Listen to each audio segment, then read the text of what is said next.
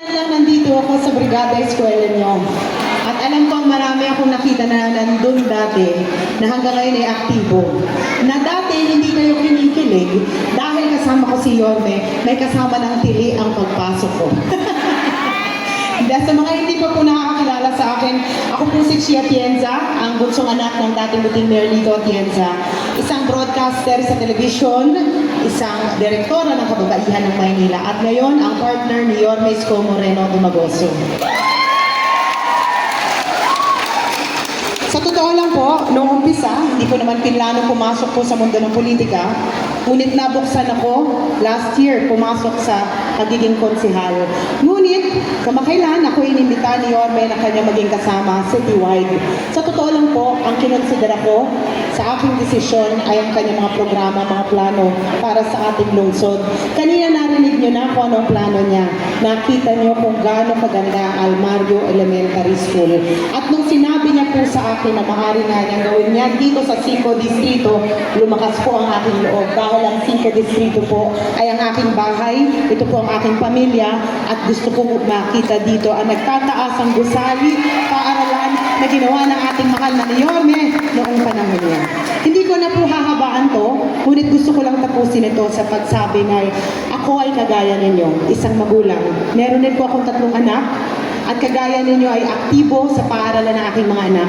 Alam ko ang puso ninyo kung bakit kayo aktibo ngayon, kahit mahirap, mainit, nagpapaypayan kayo ngayon, pero nandito kayo, alam ko, dahil mahal nyo ang inyong mga anak. Kaya saludo po ako sa inyo, at bilang Vice Alcalde ni Yorme Isko Moreno Dumagoso, isusulong po natin ang karapatan ng mga magulang, mga solo parents, para sa kabutihan ng mga kabataan.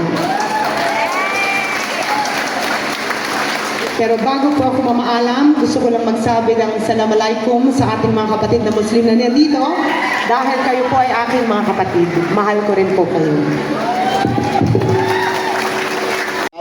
Tiyak na babalik na magiging alkalde ng lungsod ng Maynila, Yorme. Pinakamagaling na Atienza. Sigurado magiging Vice Mayor, si Chi Atienza. Ang aking kasamahan, Monyo Pangco, konsihal. Sa lahat po ng mga officers, lahat-lahat kayo, pati yung SPDA, no? Congratulations. At tayo naman po, matagal na tayo magkakasama. Yung mga ngayon lang napasok sa Aurora, mabuti nag-abot pa tayo. So, yan yung sinabi ko kay Yorme at saka sa inyong principal. Makabalik lang po ang paka. Lahat ng serbisyo ay inyong matatangungulit.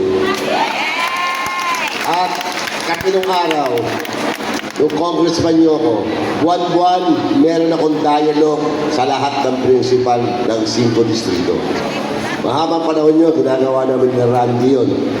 At sa mga PTA, lahat po ng problema ng ating paaralan, pinapalangkas po natin.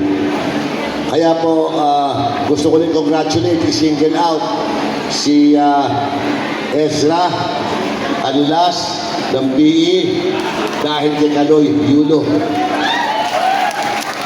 Congressman ako noon, palagi sinasabi ni Ezra sa akin yan, Sir, magaling ito, magaling, tulungan natin. Hanggang nagtatambong pa dito si Kaloy nung araw, 10 years old, 11 years old, dito kami. Anyway, yun ang papakahaba. Ako po ay kumakandidato muli. Isa lang ang mission ko. Isa lang ang mission ko. Ibalik po ang serbisyo ng kabaka at yung pagkakaisa at pagmamahalay ng ating distrito. Maraming salamat at Yorme's Choice po. Kasama po ako sa Yorme's Choice. Salamat po sa inyo lahat. Moreno Dumagoso. Ba't napaka-advance nyo talaga dito, no? Sa Aurora? Pero una-una, siyempre, binabati ko muna ating punong-guro, Sir Emen. Pasensya na kayo, cake crusher lang ako ngayon. Dahil nakita ko sila Yorme sa labas. At siyempre, dito ang ating magiging Vice Mayor, ating Chi Atienza. Magiging partner natin yan sa konseho. Di ba? Siyempre, nandito rin ang magiging congressman, magbabalik, Amado Bagatsing. Congratulations po sa inyo. Napakahusay nyo talaga. bagamat under construction pa rin ang kalahati nito. Pero alam ko kayong lahat ay tuloy-tuloy lang ang pagkabay sa mga inyong mga anak. At dito po inyong katropa, Consel Monyo Pangco, bumabati lang po talaga sa inyo ng congratulations at nandito lang po kami lahat. Kung anong suporta kailangan nyo ay susuporta po kami sa inyo lahat. Maraming salamat po at magandang hapon po sa inyo.